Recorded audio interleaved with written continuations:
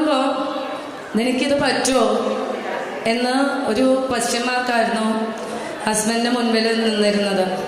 ഇത്രയും പേരുണ്ടാവും, അതിൽ കറക്റ്റായിട്ട് കാര്യങ്ങൾ ചെയ്തു പോകണം, നിന്നെക്കൊണ്ട് ഇത്രയും വലിയൊരു കാര്യം ഏറ്റെടുക്കാൻ പറ്റുമോ എന്നൊരു ക്വസ്റ്റ്യനായിരുന്നു ഉണ്ടായിരുന്നത്.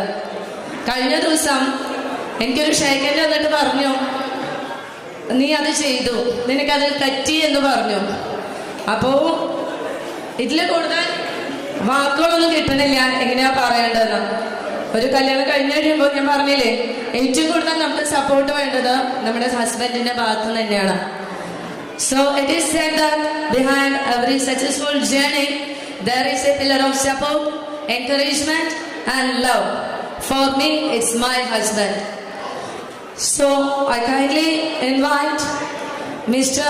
Rajesh, manager of Green Foods.